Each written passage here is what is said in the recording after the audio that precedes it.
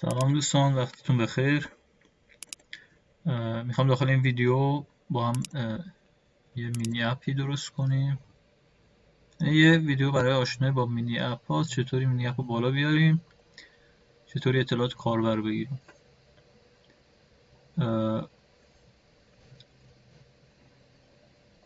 برای این کارم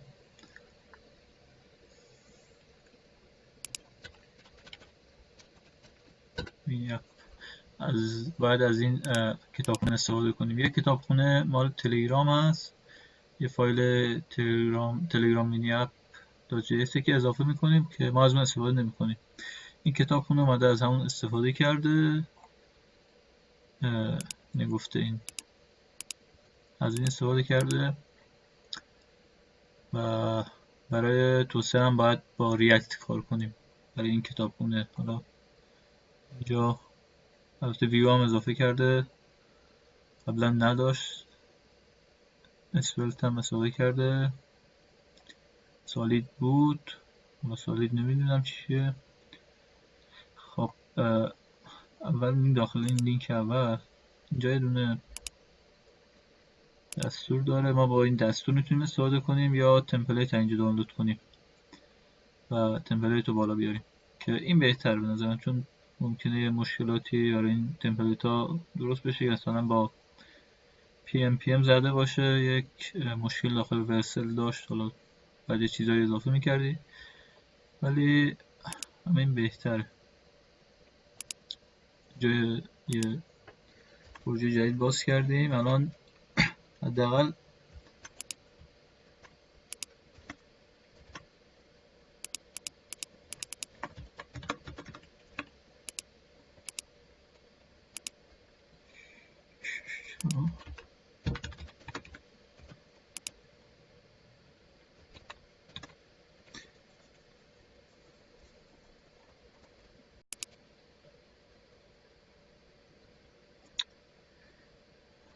ترمینال باز نمیشد. خب اینجا پیستش میکنیم.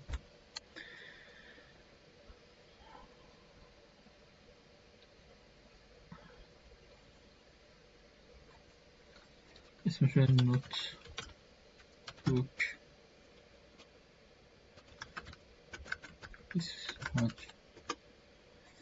ما اینجا میتونیم تایپ اسکریپت یا جاوا اسکریپت استفاده کنیم، ولی جاوا اسکریپت فقط برای کنم جی کوئری هم کار کنه و برای خود جاوا اسکریپت، ولی بقیه نکنین اسپیس رو میزنیم بقیه ندارن فکر کنم اونا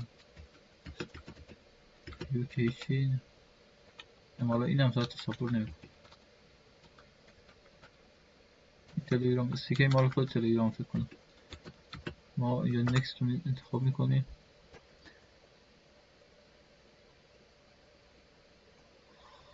خب گیت رو اضافه کنیم، گیت الان اضافه نمی کنیم.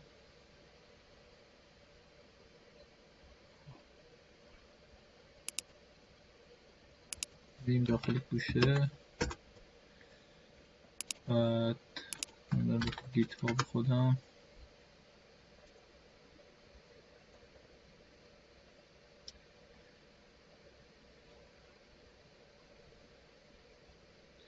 یه دونه اینجا درست کنیم اضافه نشونیم. اوکی 25 این پابلیک میذاریم.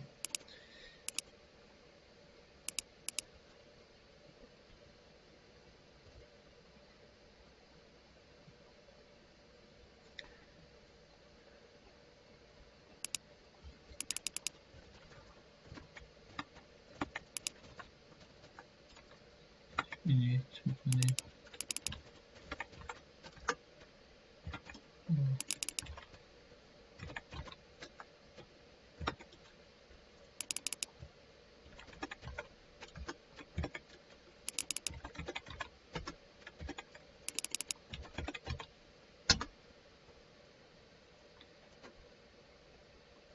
خب بعد این کار داخل گیت زدیم دیگه، یه ریبوت کنیم. بعد این کار میاد اومد اینجا. بعد میریم داخل ورسل. داخل ورسل یه نیو میذاریم. نمیدونم این محدودیت داره یا نداره. ببینیم پروژکت اضافه میکنیم.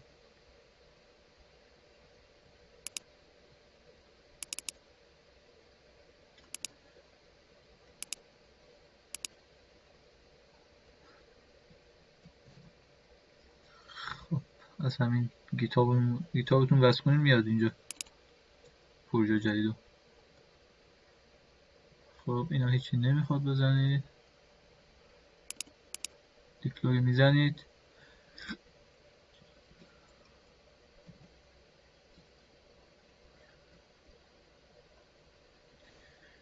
یا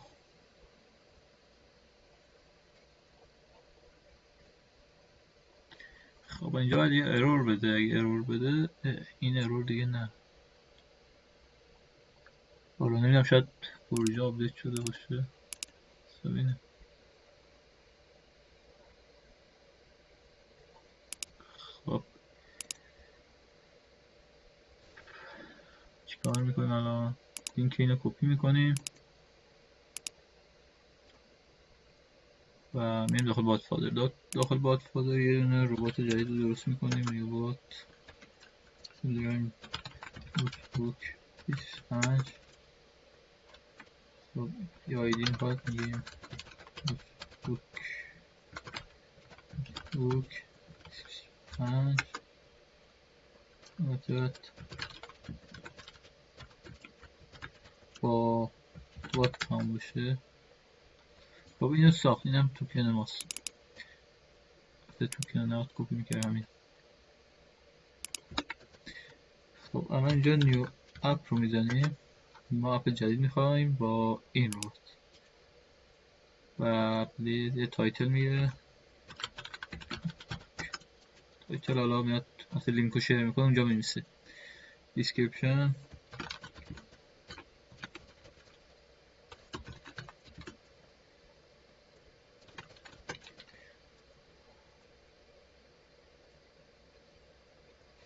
یه عکس 640 در 360 هم میخوایم.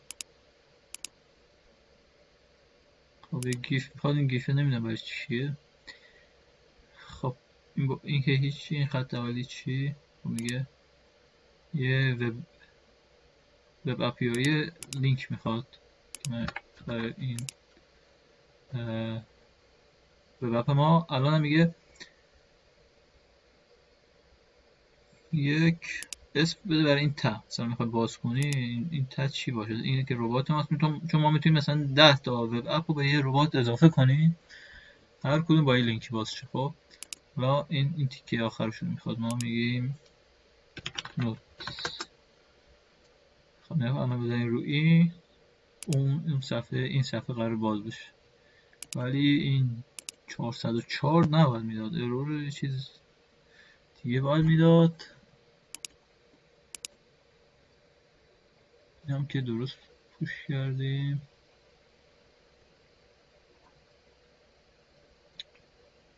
صبر کنید پوش نکردیم.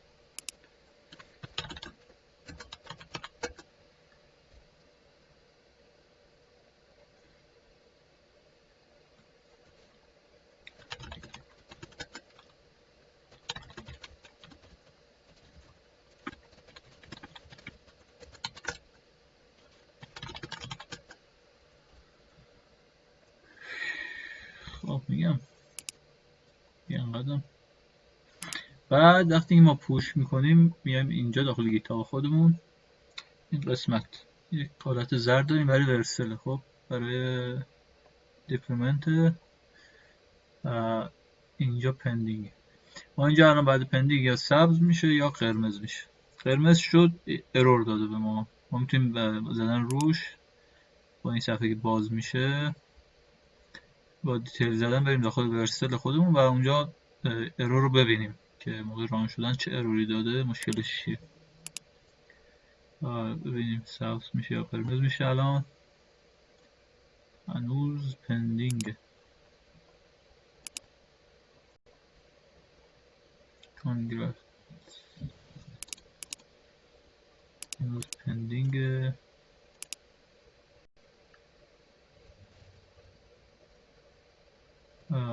هنوزم پندینگه. حالا یه دقیقه صبر کنیم، چیزی نمیشه. اگرم میخواین رو سیستم خودتون تست کنید، باید برید از سرویس ها مثل انگروک نمیدونم انگروک چیه، پورت فورواردینگ انجام میده و این سری کارا و سرعتش فوق العاده پایینه.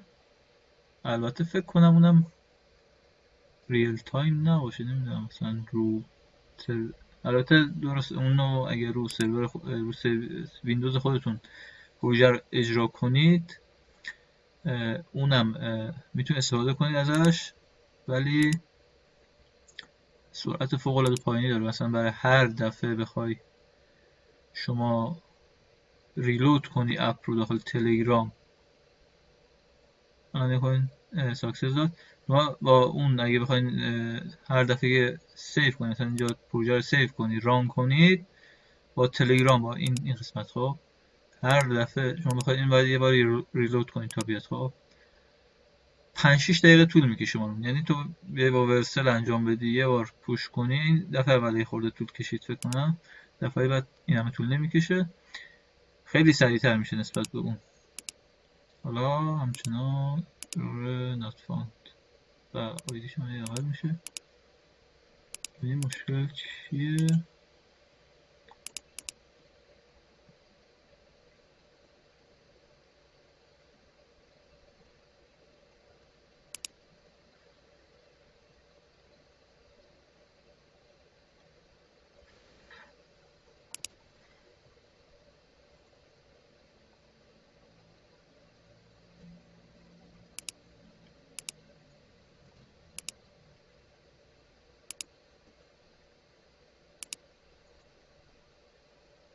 چی درسته که صبر کنید.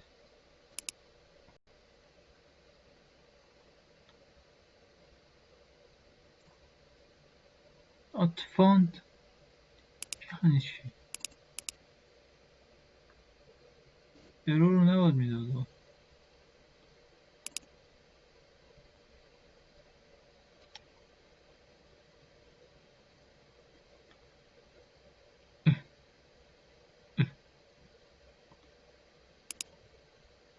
این رو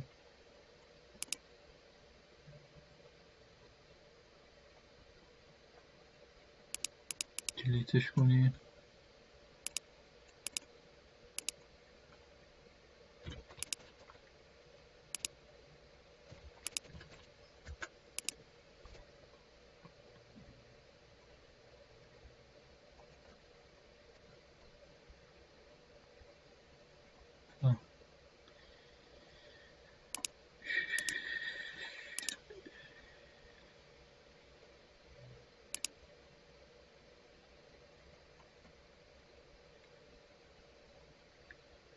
الان اول رو نکست جی اس کنم، اینو باید انتخاب میکردیم.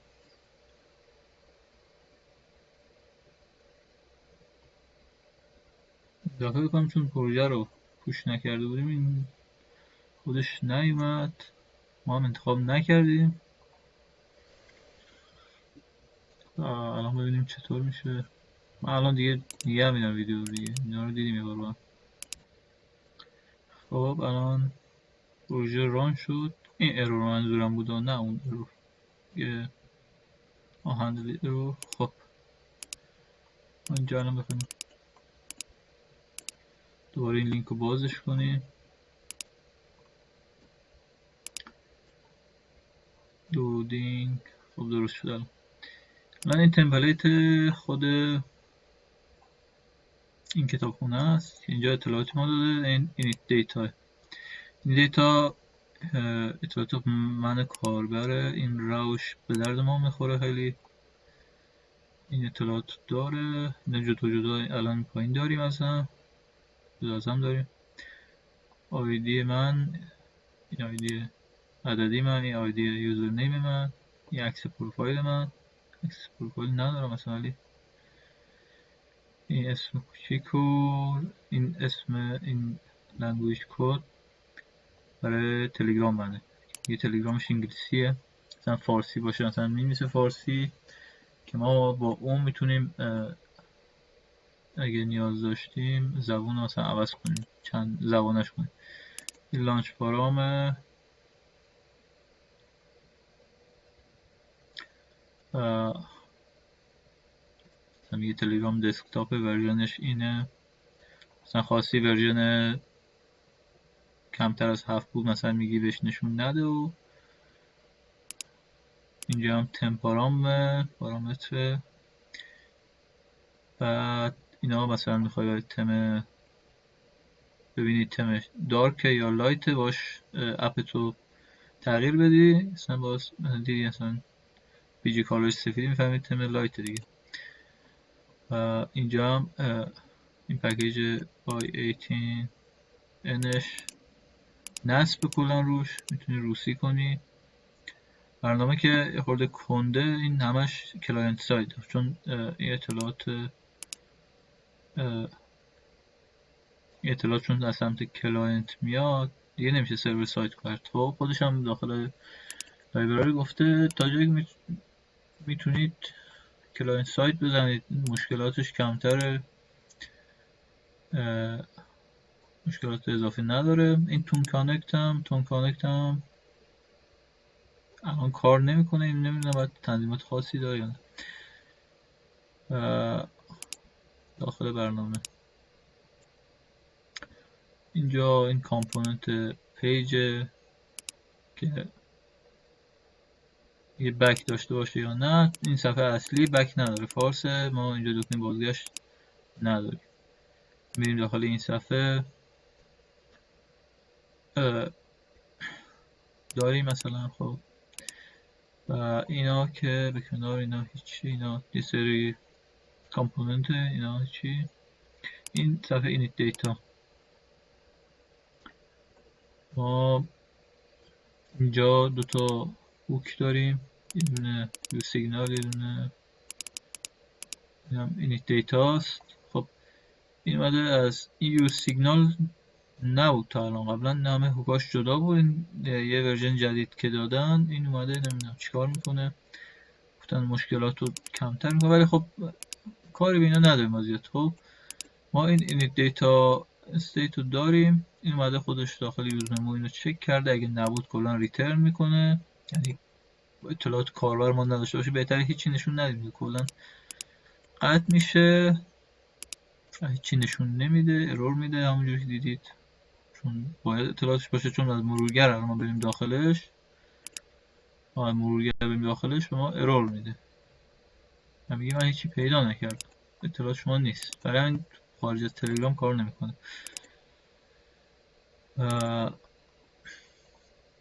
جا هست اینا به چه دردی میخوره میگم الان. نام کاربر رو اینا که ما میخوایم مثلا جای نشون بدیم، خب مثلا داخل برنامه داخل دیتابیس میخوایم ذخیره کنیم، آیدیش هم خب باید داخل دیتابیس لازمه.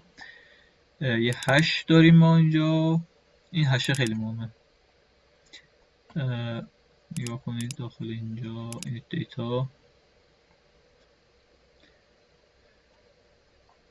این هش ماست. خب ما برای اینکه بفهمیم کاربر این اطلاعات کاربر به ما میفرسته درسته یا نه، خب بالاخره ممکنه یک نفر یک اطلاعات دیگه بر ما بفرسته دستکاری کنه، خیلی کار چون سمت کاربر است. خب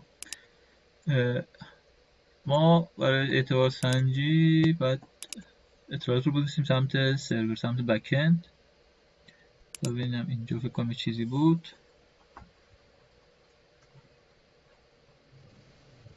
این دیتا رو میفرستیم اینجا با استفاده از توکنی که داشت. نگاه کن اینجا هست کدش. خب اینجوری میخواد این دیتا رو. خب ما باید از سمت فرانت این رو بفرستیم برای بک‌اند، و بک‌اند هم سیکرت توکنی که داره در واقع توکن رباته. خب توکن ربات دست هر کی باشه میتونه اعتبار سنجی کنه. این اطلاعات با این کلید هش شده مثلا هشتی که کاربر فرستاده. خب اگه اطلاعات فرق کنه مثلا هشش اشتباه باشه، این هش مثلا برای اطلاعات دیگه بذاره، این ما خودمون هم یه بار اینجا بک‌اند اینا رو یه بار هش میکنه، با این مقایسه میکنه. اگه یکی بود تو میگه آقا کاربر درسته، اگه اشتباه بود که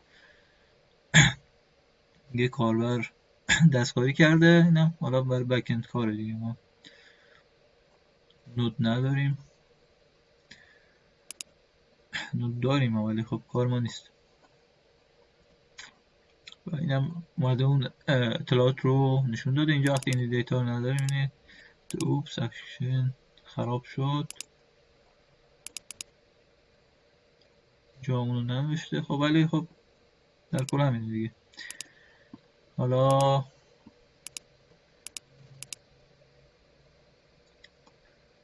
بعد یه ویدیو میگیرم که این رو چطور حالا ادیت کنیم، خودتونم حالا نگاه کنید. چیز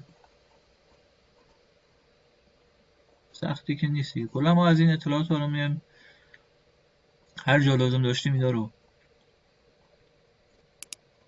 رو اضافه میکنیم، دو تا هوکو و اطلاعاتشون استفاده میکنیم. حالا اومده اینجا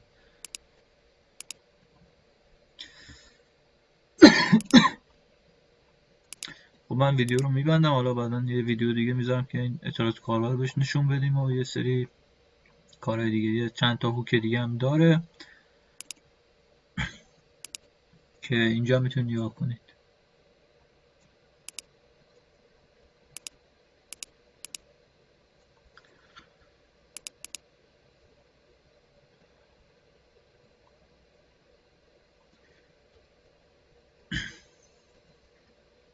البته تو ورژن 2 کلا هوکا رو کنم برداشته، به جاش کامپوننت گذاشته.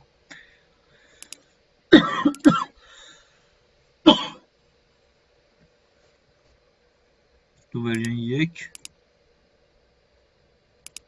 فرق میکرد. حالا اینجا کامپوننتاش هست، یه دونش کلاود استوریج مثل لوکال استوریج، ولی خب دست تلگرامه، دست کاربر نیست کنم. حالا اینا رو فعلا خودتون یه بررسی کنید. اگه تونستم یه ویدیو دیگه میذارم، اگه خواستید یه دونه ویدیو دیگه میذارم. سال نو میلادیتون هم مبارک باشه. ایشالله سال دیگه این موقع خارج باشید همتون. روزتون بخیر.